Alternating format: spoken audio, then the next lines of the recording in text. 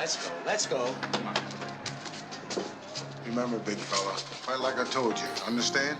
I understand. Let's go.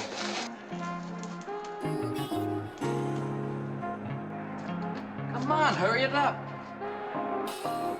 That only helps if you can fight. Come on.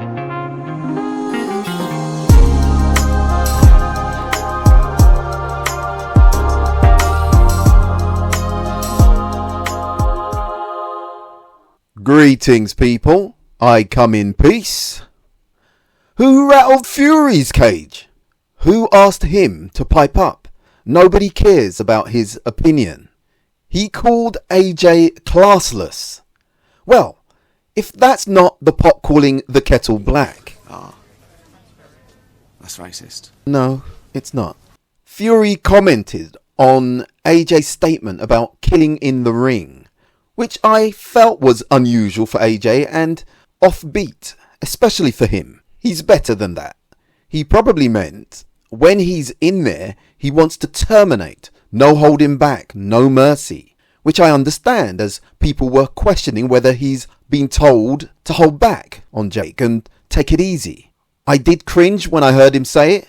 He could have worded it better, definitely. I don't believe he could live with himself if something tragic happened to someone at his hands.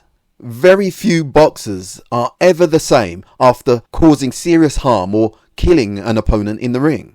So a bit short-sighted from Anthony, but I kind of understand the context. However, it was the ideal opportunity for Fury to stick his oar in, stick the boot in, and stage a photo shoot with his family on a school run. Again, trying to win the hearts of the people. You see, it's not enough that he's made out quite nicely. You mustn't have anything off the table too. He's retired. Mind your own business. He said he'd give AJ a slap when he sees him. Does he think AJ's one of his progenies, his child? I think AJ would light him up on the cobbles. Anyhow, AJ has finally spoken what has always been on his mind. He said he doesn't consider Tyson Fury a real boxer. He posts on Instagram more than he fights. AJ doesn't look at Fury like it's a fight he needs to have before he retires. He's fed up to his back teeth with him. He used to think like that, but not anymore. Fury isn't on his radar. He's not willing to be played like a fiddle. Let him orbit his own solar system and let AJ orbit his own universe. He said at least Jake is getting in the ring with him. And it's true, isn't it? Fury is a 6'9", 280 pound real heavyweight. That makes every excuse not to fight AJ. And now we have a 6 foot cruiserweight willing to try his luck and showing more courage than Fury. AJ said he's looking for real fighters and Fury isn't a real fighter in his eyes. He said he'll be on the walls of Joseph Parker, Povetkin and the Ruizes of the world. He said Fury hasn't fought these kind of guys. He has. So unless he wants to fight, shut up. Mr. Versace, interviewing, said, "You, AJ, gave Usyk his toughest fight, especially the second fight, and I agree. AJ was the first with a belt to risk it against Usyk with no shenanigans, straightforward business." When asked how he thought Fury did against Usyk, AJ said he nearly got knocked out. He wished Usyk finished him. Just land that one last shot. Fury needs to be humbled. He went on to say, "I swear if I ever got the opportunity, I'd lay him flat on his back." I concur. I think Fury is aware of that too. I think Fury sees and bristles with animosity every time, anytime AJ is in the media and getting some attention. Interestingly, he announced his return just after AJ and Jake Paul was announced. Last time was when AJ made the Forbes list as one of the highest paid sports stars. Why has Fury returned? Is it boredom? Could it be that Fabio has now got a belt and has the same promoter and Fury can now be fast-tracked straight into the heavyweight title fight. I can see how he would feel that his style would frustrate Fabio and beat him, but that wouldn't be a foregone conclusion. Fabio Wardley is dangerous and tenacious. You wouldn't be able to switch off. He probably saw the way Huni dance rings around Fabio and now fancies his chances.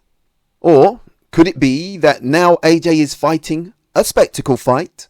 It validates him coming back and fighting a big money, low risk bout. Let's say against Andrew Tate and Chase Demore winner. Or Darren Till, KSI.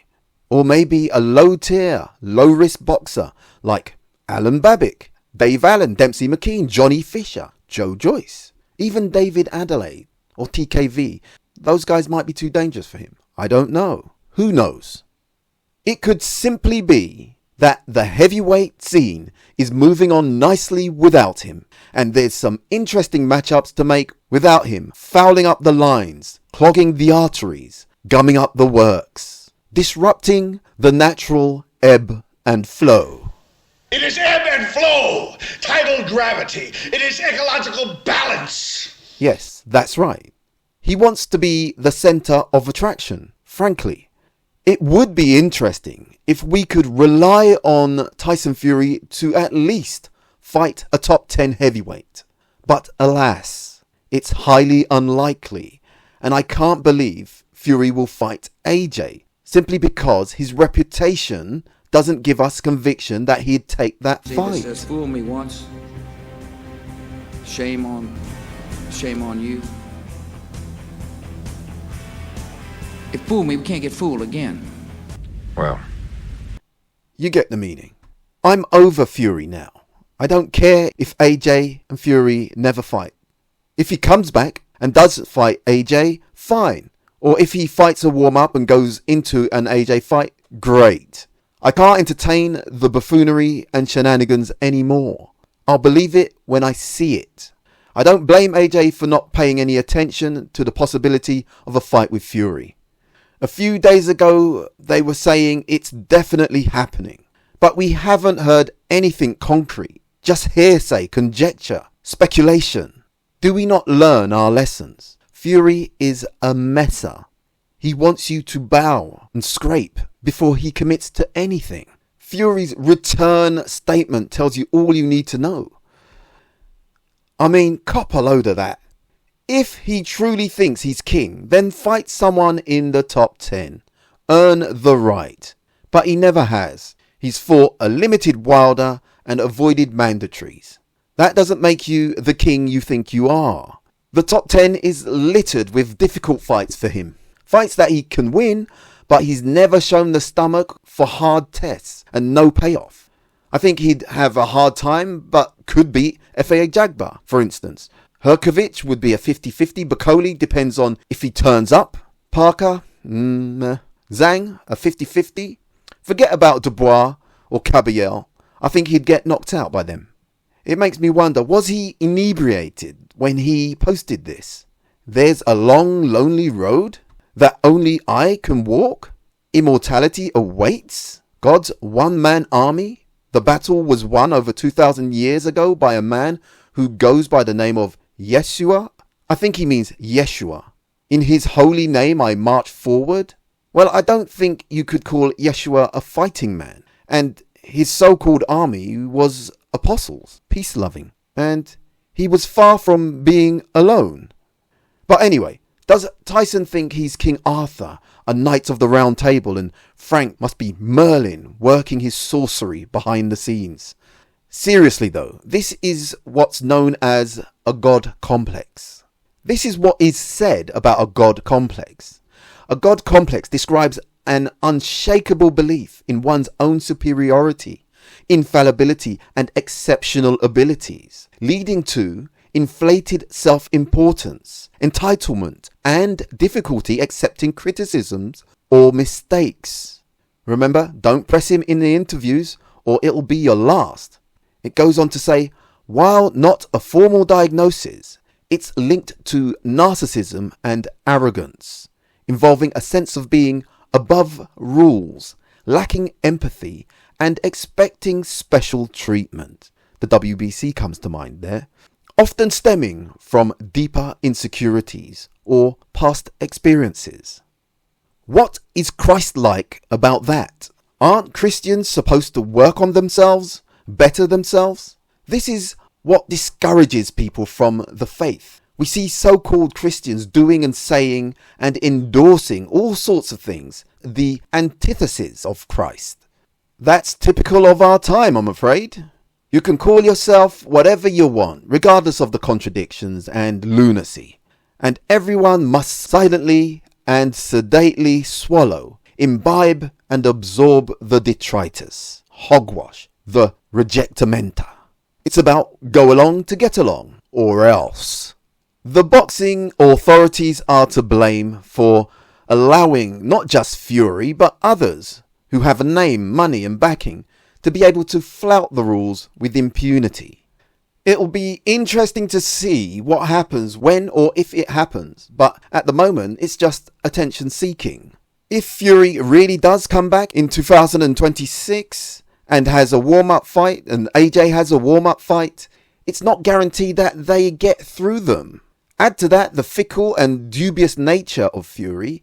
You have to be naive, green and credulous to get excited about it now. Let's just wait and see. Anyway, thanks for listening. Please subscribe if you like. But remember, choose life. Thank you. So, that's it, huh? Yeah.